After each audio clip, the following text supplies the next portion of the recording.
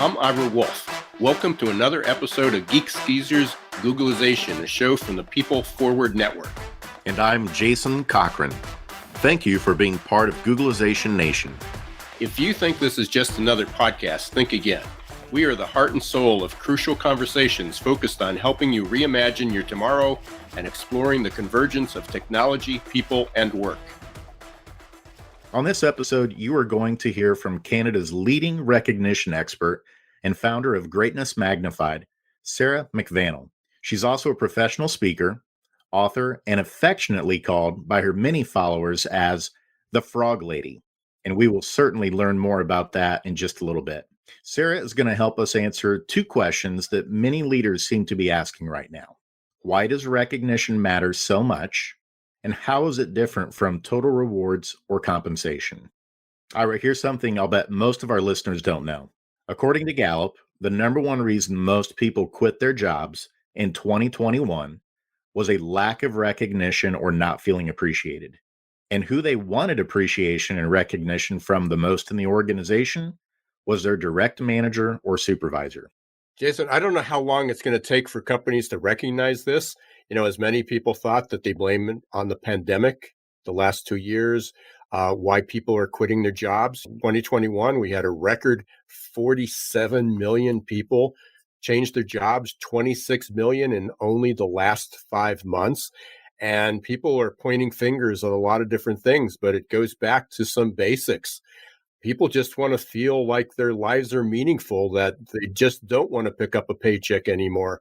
And so we're really, really excited about having Sarah trying to help us unpack this today. It's pretty crazy of all the things going on out there. And as I keep saying it, the curtain was just pulled back on all the bad practices that companies and businesses and organizations got away with it for so many years.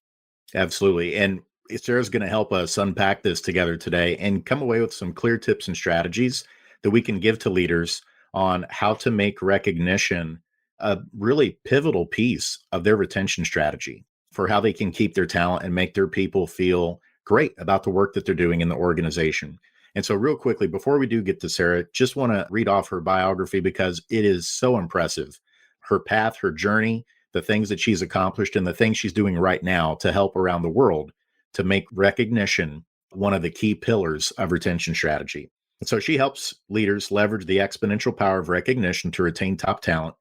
As she jokes, it's the only lane that pulls together her Bachelor of Arts degree in psychology, her Master of Science degree in family relations, and then 20 years of practicing organizational development. And then on top of that, her certifications in human resources, organizational development, coaching, speaking, and healthcare administration. Holy moly.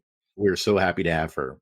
She left her senior leadership role 5 years ago to launch her own boutique firm, Greatness Magnified.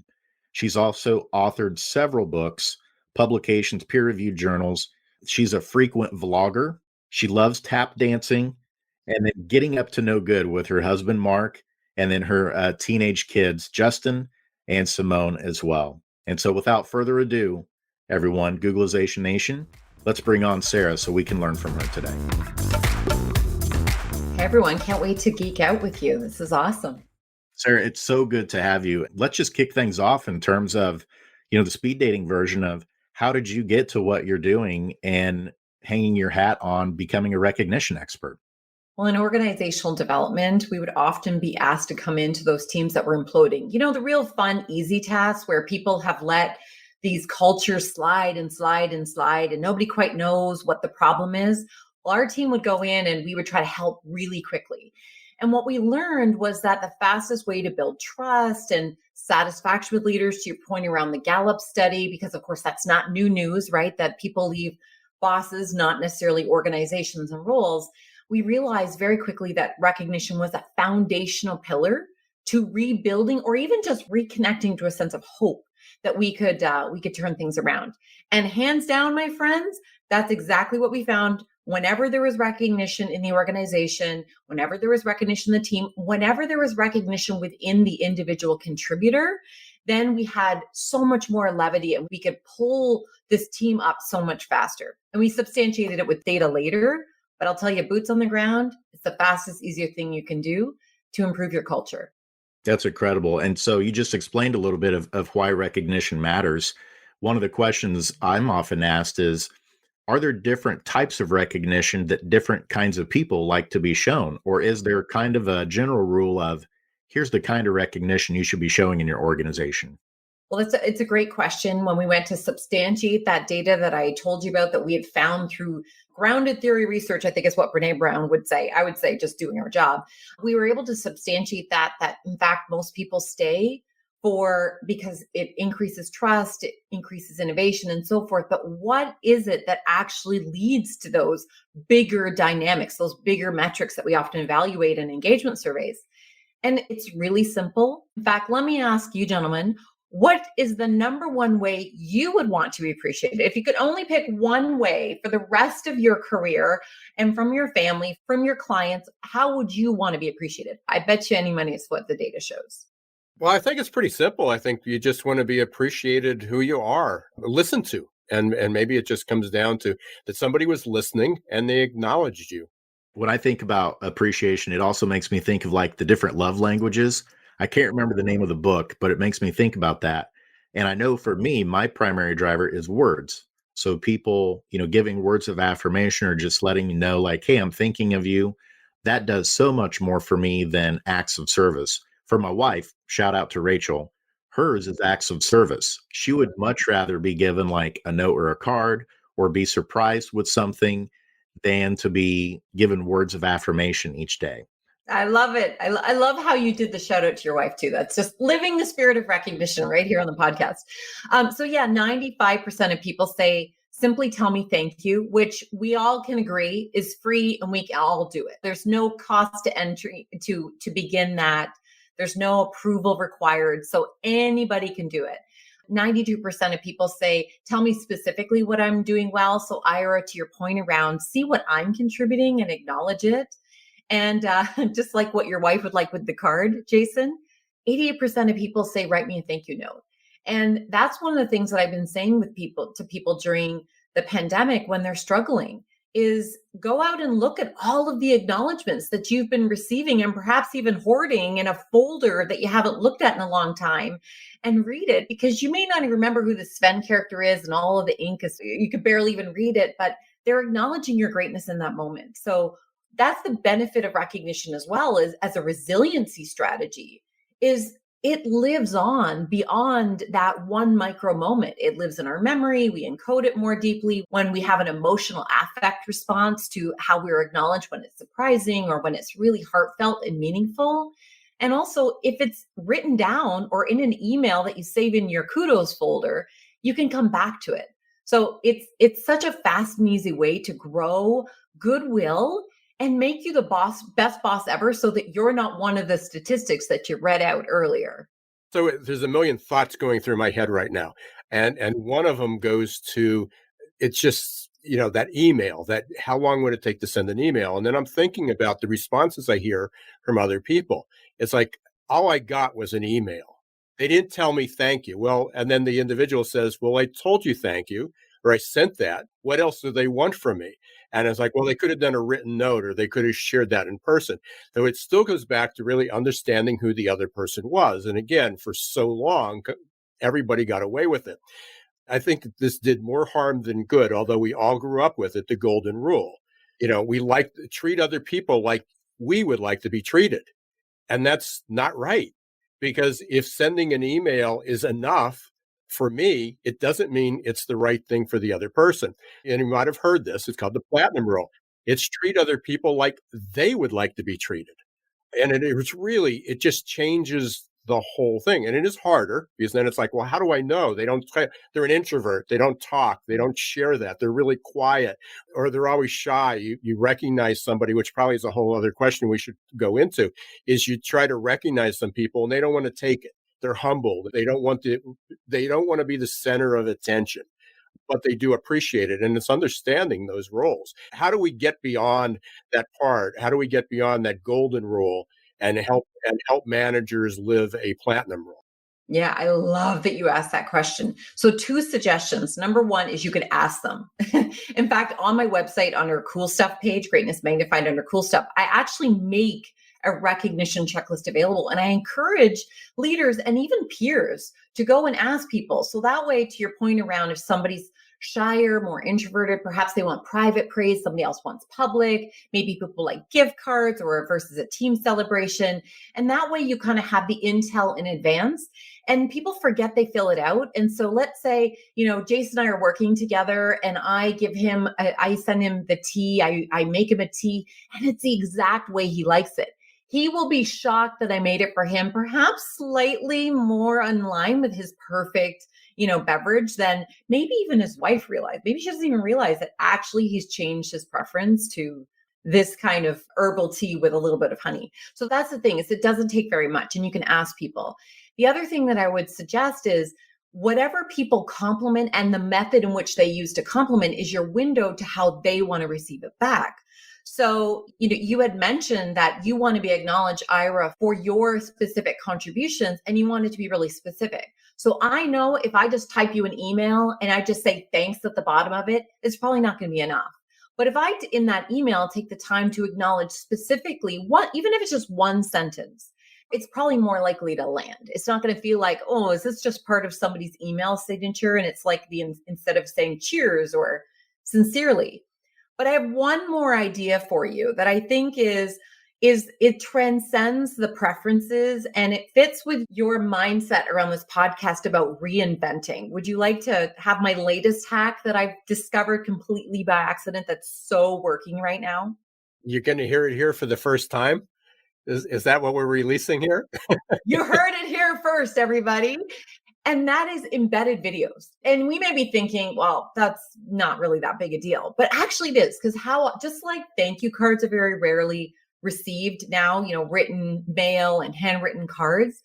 So if we're going to send messages via email, why not use one of those many apps that can be embedded in your email system? I use something called Send Out Cards, but there's Loom, there's Cloud HQ, which, is an extension for Chrome.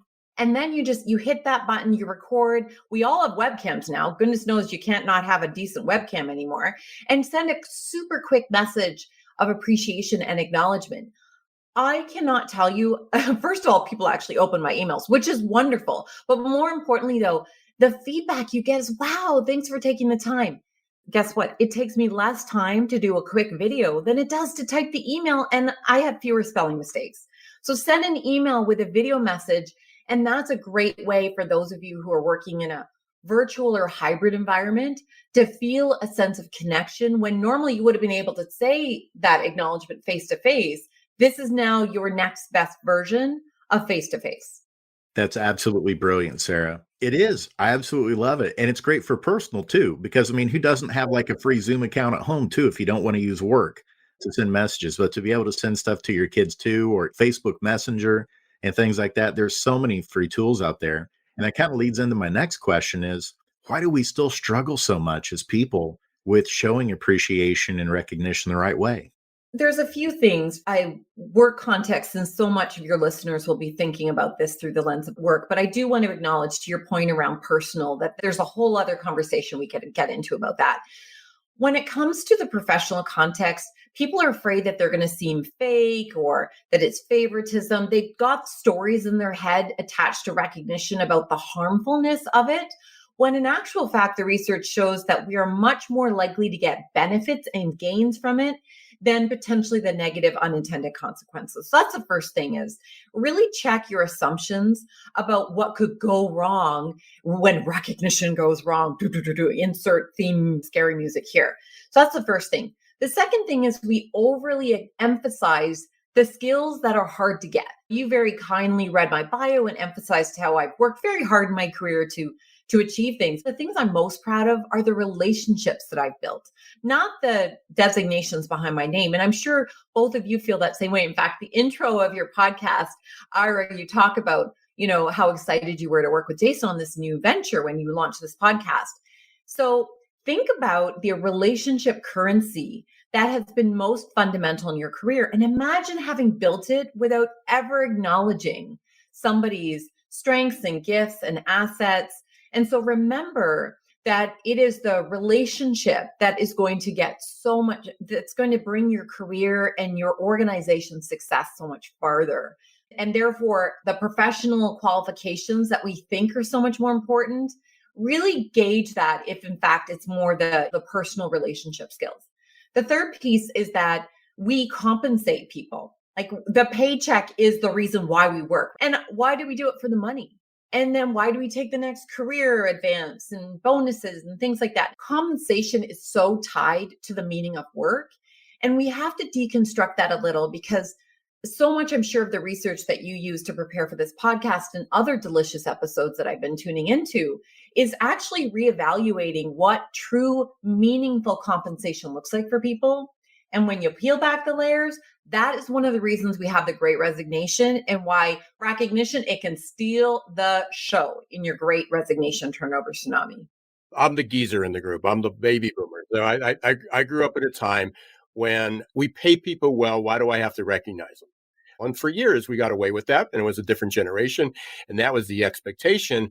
And now, especially with the pandemic and 2 million baby boomers dropping out in 2 years of the workforce, some of it was about time. And a lot of the people just got out of the way, created for millennials and Gen Z, who get discredited and blamed. Beyond discredit is probably a kind word that some people would say.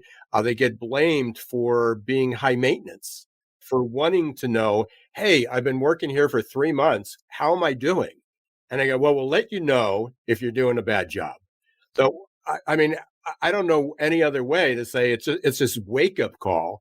And finally, people are starting to get it, that it's beyond flexibility. I mean, why are people accepting $10, $20, $30,000 a year less to do a job?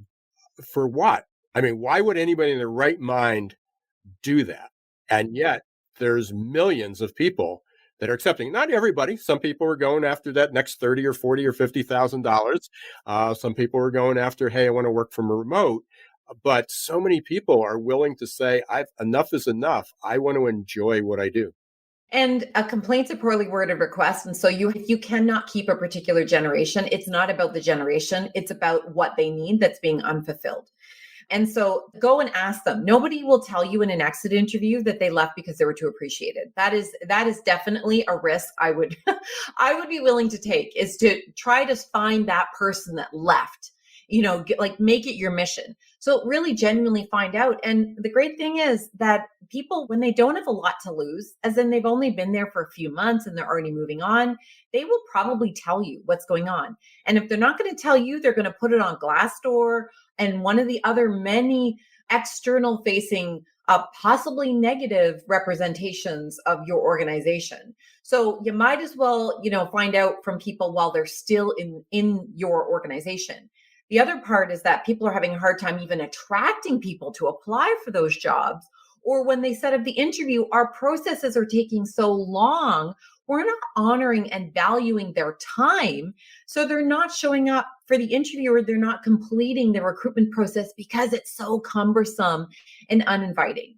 So organizations that I've been working with in COVID that have been really serious about truly fixing this, we back the train right up to the phase, the attract phase. Because if you can communicate the value proposition of your organization, then it must be true. Because you can't lie to people who have nothing to gain if they belong to an organization or they joined an organization that they're not going to stay. Really, nobody wants to do that. They don't want to churn and burn their way out of a position. The only reason why they leave is because they feel like they aren't truly being valued and appreciated. And that may be in the form of making more money from somewhere else, or they feel, that they're less incivility in another workplace, or they're going back to school because they figure, well, there's no opportunities for advancement around here, so I might as well create that for myself. So look at your entire employee experience. Where are you experiencing the issues? Is it in the middle with engagement, where you're losing your best people who are at about the 10-year mark? Perhaps it's right at the front end, where you're not even getting the number of people that you once had, that you're once able to get. So look at that. Where is it? And look at Gallup's 7 phases of the employee experience. I actually break down the engagement phase into 2: early, pre 10 years, post 10 years. And then try to identify, how do you recognize and value people at each phase of the employee experience, because money is not going to engage people through all of it. In fact, the research in Canada is that if somebody's making at least $50,000 a year, in the US, it's about $65,000 a year, then things like a little bit more money, when I say a little bit, cost of living increases or a small bonus or gift cards will not make a big difference to be able to keep them. But you know what will? Doing something meaningful, being able to have your discretionary effort directed perhaps to a charity 1 or 2 days a year or once a week or whatever that may be. So find what makes people passionate about their work, why they want to belong to your industry. And then perhaps we need to get creative with them and say, so what would that look like? Like futurescape that with them. In a year from now, what would it look like for you to be able to say, wow, this was such a great year here in this team, working in this organization, that I've told everybody that I know they need to work here. In other words, you're creating an army of recruiters. What would that look like for you to be able to say that? And it may be very small things that people say, you know what, one day a year, I want to be able to go and donate my time to this particular charity. You know what I'd love to be able to do? I'd love to be able to mentor a few students out of the program that I graduated from. I bet you any money, they will tell you exactly what meaningful work looks like for them. And you probably could make it happen. But we have to ask first, because the paycheck is dead.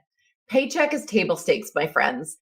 Sarah, there's so much brilliance in there. The one of the things you really shared, I think that helps reframe our perspectives, that I want to emphasize again, that you shared, that I thought was brilliant, is that a complaint is simply a poorly worded request. At its very essence, it is a request. It's a plea from someone communicating, I need help. Something's not jiving with me here. And reframing our perspective of, instead of that person is just complaining, they're just griping and moaning, they're just a squeaky wheel. When we reframe it the way you just shared there, that it's simply a poorly worded request, then that puts us in a posture of trying to respond in a positive way to solve whatever the obstacle or the challenge is for that person. Again, both based on what you said, what we hear about is feedback. I mean, and this has been a complaint for years. It's like, well, we do our review once a year, and that was tied to salary. And still, I still get requests is, do you have a program for like our annual review? Or, we put it off last year. I mean, number one recommendation is get rid of the annual review. Just save your time, save your effort. It's just ineffective. But I love the fact that you went back to the beginning. For 5 years, because of my book, Recruiting in the Age of Googlization, we talked about recruiting. And the number one complaint from candidates is we don't get acknowledged, which is another way of saying, I submitted my resume, I filled out your hour-long application, I even took that test that I was supposed to take and never heard from anybody. And people say, well, we don't have time. That's recognition. That's an early stage. Recognition is just that, oh, you exist. You matter. I value you. At its very basic level, recognition is the energy that exists when people feel, seen, heard, and valued. In other words, that's Brené Brown's definition of connection. So if we don't connect, then we cannot recognize. And what's so beautiful about what you pointed out, we have to look at every phase of the employee experience and say, am I actually valuing? Am I actually seeing? Am I actually hearing people at each phase? I did some work with an organization that had this massive gap in their leaders. It was a really great organization, frontline service providers. They're doing very meaningful work. They had a great reputation. They could not get enough middle managers. And they definitely couldn't pay as much as other competitors in not-for-profit. However, they had such huge heart and they had a great culture. So they were really confounded by this. And to your point, one of the things we learned was at the very beginning, there was no love in the recruitment process. There was no acknowledgement that they even got that the resume was submitted and received. They didn't know what was happening. The process took too long. And if somebody was on vacation, they forgot to answer the email. And so they'd lose great candidates. And eventually, if you've got a candidate who's great, even if they're still looking for something, if it's been a month, they're going to move on mentally, not just even if they hadn't received another job. What I had them start doing, what I encouraged them to start doing, and they took me up on it, was use things like that video, embed the video acknowledgement, like, hey, thanks so much, Ira, for submitting the resumes. We're receiving a lot, but I wanted to just personally say, I'm the one who's going to be reviewing them. Thank you so much. Have a great day. I hope you and your family are safe. How long did that take? Like 10 seconds, 15 seconds? Same with a thank you card. Anyone who I use send out cards. I don't know if you know of send out cards.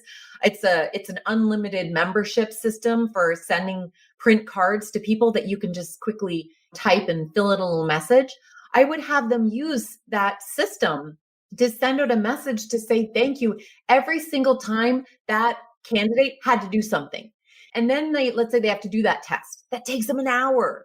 Send them a thank you card and say, thank you so much for taking the time to do the assessment. We've had a lot of applicants. We're so grateful though for spending the time. Thank you so much. Well, even if you didn't get the job, that would shock you. Would you not remember that you received a thank you card for filling out an assessment, even if you never got the job? Would you possibly have positive feelings about that organization rather than bitterness or apathy? So we could be doing all of these forms of recognition all the way along the journey. And we're not breaking the social contract with people of saying, if I acknowledge you, then you're going to expect to have the job. Because I think that that's what we thought would happen, is if we acknowledge them like they were a real human, then we would get up false expectations and hopes that we were going to actually interview them. Well, we need to officially squash that worry, because all we need to do is acknowledge them super quickly, super easily, whatever strategy works for you, and even eliminate on the bottom of job postings. Thank you so much for your resume. Nobody hears the thank you so much. We will get back to you if, you know what, I'm sorry, that is not okay anymore. We need to take that right off. We need to make your job posting so scrumptious and delicious that people say, how could I not apply for this cool organization? Make your postings fun. At the bottom, say, you know how freaking honored we are that you even looked at this post? We are definitely going to look at your resume. Send it to here. We will confirm that we got it. Even if that confirmation is an email and or a little message, you could do a picture of yourself and input every time you get it, or automate it even. We have CRMs. Automate your recruitment acknowledgement, but make it friendlier. Make it seem like a real human is looking at your response, right? Your acknowledgement. And hey, if you've got thousands of applicants, then still find a way, still challenge yourself, get down with a core team and say, okay, guys, we know we get 1,000 applications for every position that we have open, but we are making people feel like we do not care about them. Other than that one person, 999 people feel that we don't care about them. What can we do about that? I don't know the solution that your organization will figure out, but I bet you really smart people in the room who care about people will figure out a way better way than just letting it go into the cyberspace and nobody knowing if the system is maybe losing the best person in that 1,000 applications. Sarah, I'm listening to you, and it's like I'm hearing my presentation showing up again. So I talk about change your cold and corporate messaging to warm and welcoming. And the message is, thank you for your application. We'll get back to you if you're qualified, or if we have time, or it may be a few weeks. And that's just a horrible, horrible message. And I say, how hard is it? It takes you a minute of time, doesn't cost you a dime. And the impact is so much greater. Is that same message, rather than thank you for your application, is, hey, Sarah, really appreciate you applying. It's really important to us. We love when people like you apply for our job. It may be a few days until we get back to you, but please stay tight, and thanks again. And then you can also do that in a video, as you said, a short video. If you're using LinkedIn, and there's a place on the mobile apps that you can record, you just press record and you record a message. If you don't like to be on screen, record an audio message. It just makes you stand out, and it goes back to that acknowledgement and the recognition. It's crazy. I mean, people just don't do it. They go, we've had other people on the show, and they talk about, $18 billion was invested in HR tech. This is low tech stuff. Doesn't cost you anything, and just improve it, rather than finding another solution. Oh, we're going to do it by text. Okay. So you're going to send out thank you for your application by text. And it feels like sometimes taking the first step, like whoever that first person is in the organization is going to say, I'm going to be the recognition queen or the king and take that first step of trying to create a culture like that, like that's a tough step. Sarah, I'm wondering, in your experience and the work you've done, is recognition contagious? Yeah, absolutely. In fact, to bridge our conversations, imagine if you felt recognized all the way along and it's your first day on the job and somebody met you at the door. Like you already are looking for ways to appreciate and acknowledge other people. So, absolutely. So let's say you haven't started there. Let's say you have not rebuilt that whole early front end of the employee experience, like Ira and I are, championing hard. We're rallying hard for that. If you recognize somebody today, not if, we're going to say when, because this conversation's so juicy, people are going to want to, pause the recording, go recognize somebody, come back, listen to the rest. So when you recognize, know that the person being recognized, and I'm, being Canadian, we're humble people. Like just, reinforce it. Ignore, whoa, whoa, whoa. You need to really hear me when I say this. You are a superstar because you did this for me and it made this X difference, right? So really let it land. So now you benefit because it actually creates some positive chemicals in your brain, the endorphins. And as soon as that person smiles at you or acknowledges the impact it made on them, that gets your oxytocin going. So goodness knows in our stressful world right now, we need some of those yummy chemicals going on. And that person benefits. So now we have two people who've already benefited. So that starts the ripple. Anyone who witnesses this, who's CC'd on the email gets forwarded. They see it happening in a team meeting. You choose to start your team meetings that way from now on, even if it's 1 minute rapid fire at the beginning and at the end. Now you've got the vicarious benefit of recognition. And then they all get the positive chemicals reaction happening in their brain. And you role model it for people who perhaps haven't been the first ones to start recognizing and who are in the process of deconstructing some of their stories about why we have to be careful about recognizing too much or being insincere. And then somebody tells somebody that they felt appreciated and what worked well today, or that they were, acknowledged for this, or, hey kids, guess why I'm taking you out for dinner? I got a gift card from my boss all of a sudden because I worked all this overtime. And they said on the card, thanks for taking time away from your family. Take your family out for dinner. So I guess we're going to go out to eat, everybody. Make the connection about what, if you are going to reward people through some kind of compensation mechanism, about why it matters to them, because you have kids and because you had to take time away from them. You can create, to your point or to your question, Jason, about the ripple effect.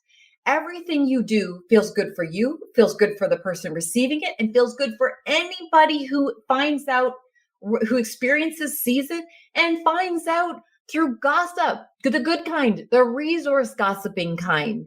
And that's what starts to really accelerate, where we have an army of recruiters behind us because everybody wants to work in a place where they feel appreciated, seen, heard, and valued. Incredible. And Sarah, here soon, we're going to go to a lightning round so our audience can get to know you a little bit better. And Ira's going to fire some questions at you. But before we do that, there's been so much incredible stuff that we've got to get to a reference to one of your books, Flip Side of Failing. And I want to ask this question before we get into the lightning round, because I'm a huge fan of the humanistic psychologists. Carl Rogers is one of my favorite. And he pioneered the concept of unconditional positive regard in terms of how we think therapeutically, we work with people, and just the kind of way we think about people in general, human beings. And in your book, The Flip Side of Failing, you've got a concept that you call unconditional recognition. Can you just dive in a little bit into that?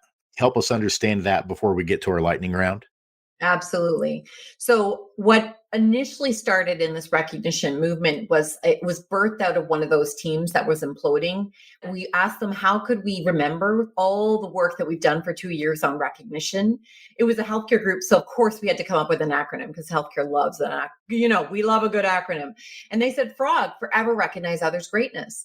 And so it was so sticky. I loved it. It was great. We'd all, from a professional context, we would always work to be able to build FROG in.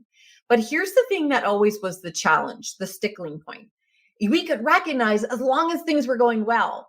But then as soon as things didn't go so well, it was really challenging. This is when we would revert back to incivility or apathy, or we'd say that didn't work. So part of the flip side of failing and unconditional recognition is you need to unconditionally recognize yourself before you're able to see somebody as worthy of acknowledgement, even when there's unexpected, and frankly, it's also completely expected that there will be obstacles, challenges, setbacks, and roadblocks. And what's really fascinating about this is that book was birthed because that, by the way, even though it was a totally legitimate life experience and professional experience, I still didn't want to write that book. That book was after 2 failed attempts to write a book on the G part of frog, forever recognize others' greatness. I went out and I interviewed amazing, great people, Olympians and Everest climbers and 3M scholars, and all kinds of people have gone on to resurrect their life out of huge adversity.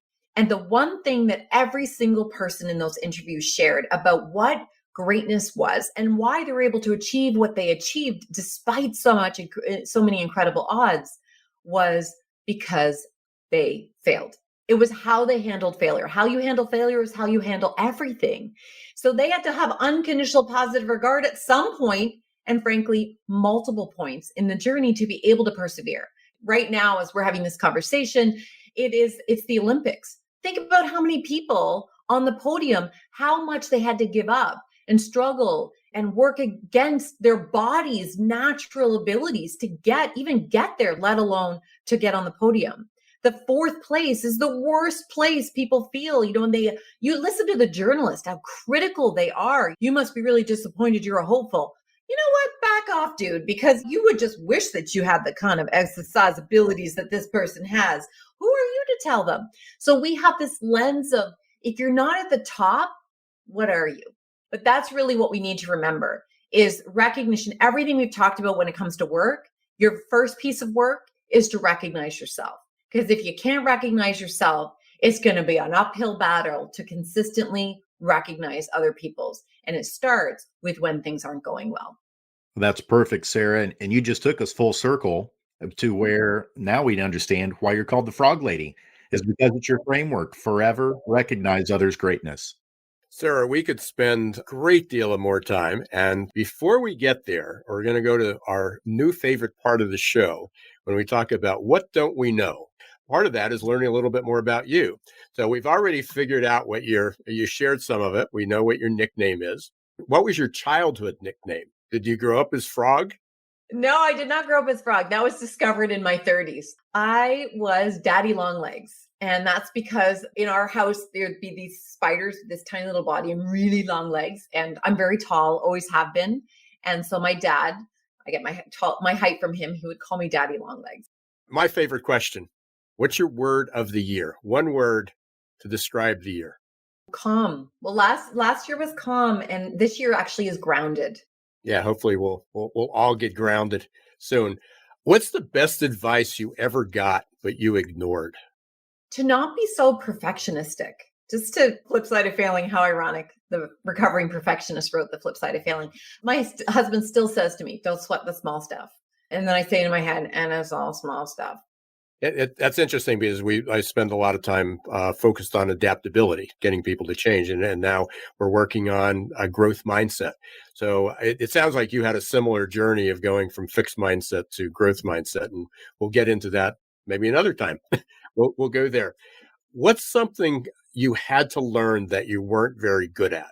My first thought is to say Excel, but then again, that would assume that I have gotten good at it. So we'll just skip over that one. I've had to get very good at delegating because that's a way that I can respect and value other people. Interesting. Fits into the conversation pretty well. We are going to have you back, and hopefully it's not a year, but if we have you back and it's, again, early part of 2023, that sounds strange, doesn't it? Early part of 2023, what are we going to be talking about? We'll be talking about the success that so many companies who are having a crisis of recognition and that they didn't know what to do and they knew that they had the problem, that they will be on a journey that is so delicious that they cannot wait to tell everybody else in their industry about it and invite them to be part of their own version of a frog movement, whether it's frog or something else. And then I'll be sharing that with a personal chaser. I'll see that, and I will raise you also that my family have continued to do well and stay grounded and to be able to see their own greatness despite all of the chaos that is their life as teenagers growing up in the midst of COVID. and that they feel like this has been part of their resiliency mapping for the rest of their life.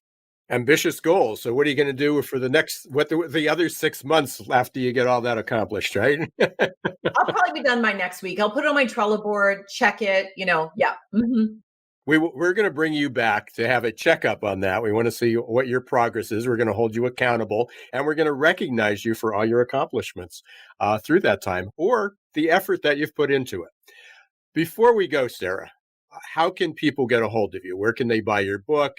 How can they reach out to you? Where can they learn more about you? Well, my books are all probably easiest place to go is Goodreads, because then you can find the place where you prefer to purchase your books. And come and hang out with me on greatnessmagnified.com. There's all kinds of resources under cool stuff. I release a blog every single week, which is all about what is relevant right now related to the employee experience and our recognition movement that we're all committed to. So come on over and hang out with me in the Greatness Magnified space. And we'll make sure we get all those in the show notes so everybody can just click and head on over. Sounds great. Got to thank you again, Sarah. Appreciate it. Thanks for being here. It was great to meet you. I'm Jason Cochran. You've been listening to Geeks, Geezers, Googlization. Be sure to follow us wherever you listen to your favorite podcasts. And I'm Ira Wolf. Thank you for being part of Googlization Nation. Until next time, don't let the shift hit your plans.